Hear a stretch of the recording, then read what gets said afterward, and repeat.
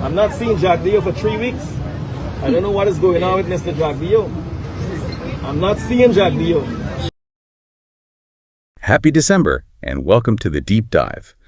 So we're kicking off the last month of 2025 with something that's less about festive cheer and more of a genuine political mystery.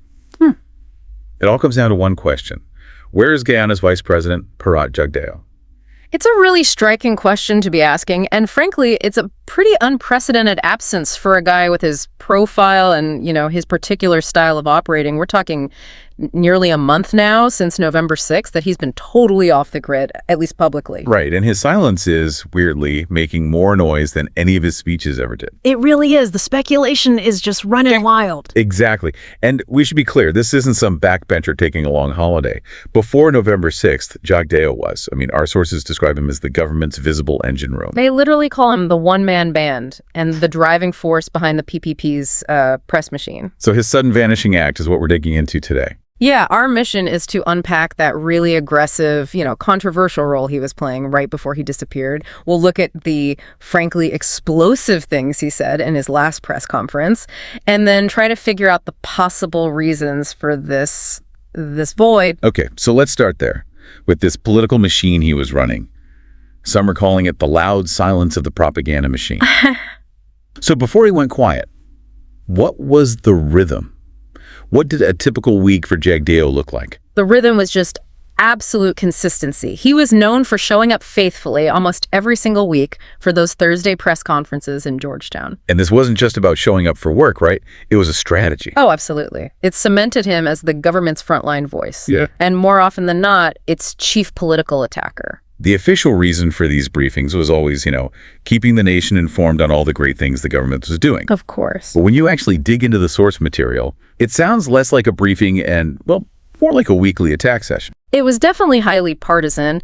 The analysis suggests that, sure, some time was spent on policy, but maybe half the time, often, closer to 2/3, was just for criticizing and denigrating the opposition. So it morphed from a government update into a political targeting exercise. Week after week. And while the traditional opposition, the APNU, was always a target, his focus leading up to the election got incredibly sharp, didn't it? Laser focused. Yeah, the usual attacks on the APNU almost felt like background noise compared to the fire he was aiming at the new threat, Azardin Mohammed and his Wind Party. Which makes his disappearance right after the election even stranger. So let's pinpoint that date again. The void began November 6th, 2025. That was it. His last Thursday press conference. We're now in early December, so it's been nearly a whole month. It's like he just hit a political cliff. A complete drop-off. He went from being the most outspoken guy in government to a total public blackout. And right after a huge victory. And what an exit. If you're going to go quiet, that last press conference on November 6th was something else. Yep. Our sources said he went full gung-ho on the Mohammeds. Oh, the language was. It was personal. He moved way past just policy disagreements. One source called it straight-up slander. He actually said publicly that the Mohammed family needed to see a psychiatrist. See a psychiatrist? That's not just saying you disagree with someone. That's a direct assault on their fitness to even be in the conversation. It went even further. He claimed their whole mindset showed, and I'm quoting here, evidence of lunacy, and was unhinged. Wow. Yeah. So if you think about what that language does, it's not trying to win a debate.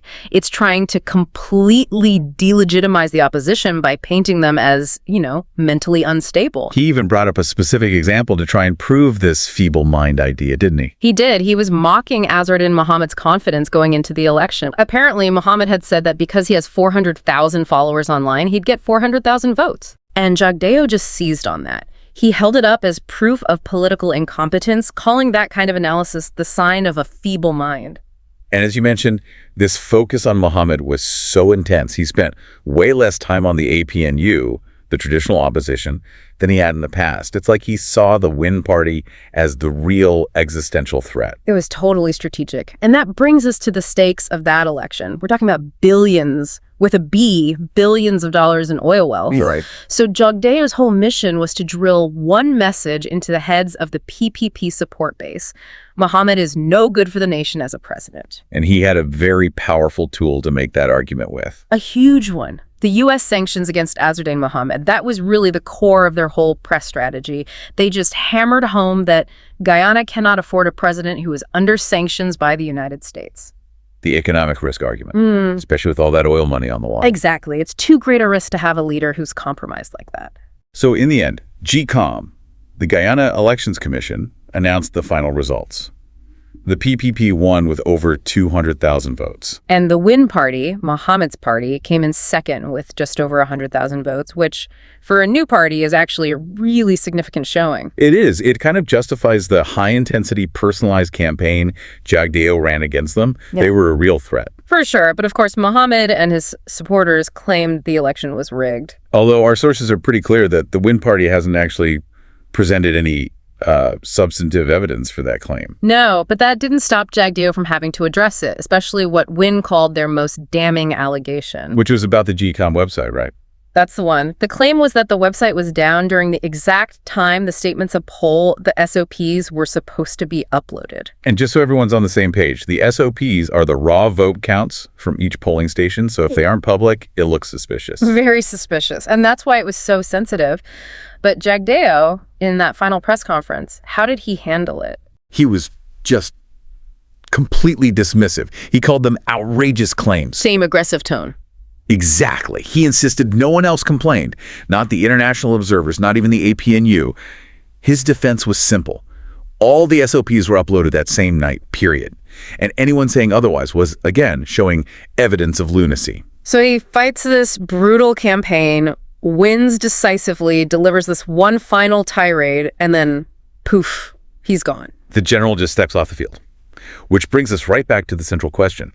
Why the sudden silence? What does all this mean? Well, you have to run through the usual hypotheses, right? The standard explanations when someone high-profile just vanishes. Okay, so what are they? Possibility 1. He's on an official visit out of the country. Possibility 2, he's sick.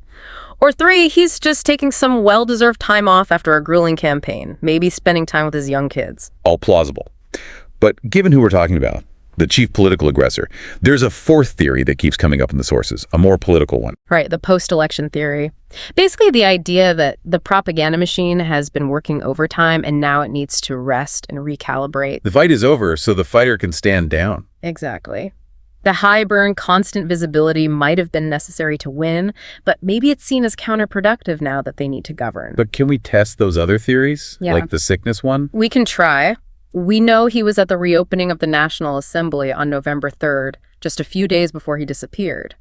Sources said he was upbeat, not sick at all. Okay, and there's something more recent, wasn't there? Yeah, this is the key piece. A photo of him in an official internal meeting was posted on social media on November 19th. November 19th. So that's 2 weeks after he disappeared from public view. Right. It suggests he's well enough to be attending meetings. Which really undermines the sickness theory. I mean, if you're well enough for internal meetings, why not for your public-facing role? It points us right back to that strategic silence theory. A machine like that, it runs on conflict.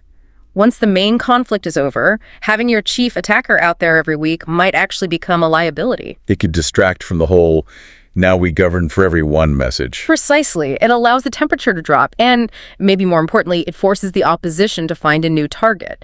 Their favorite punching bag isn't standing there every Thursday anymore. So let's just recap, because the shift is so jarring. Yeah. You have this politician known for just high-volume weekly denigration, using words like crazy, lunatics, saying his opponents need a psychiatric evaluation. And our sources were really specific about that language. They called it narcissistic, they called it gaslighting, designed, they said, to make people question their mental state. To undermine their confidence by attacking their sanity. Yeah. So if that guy, the perfect general for a hostile campaign, was so essential to winning, what does his absence now tell us about the political climate after the victory?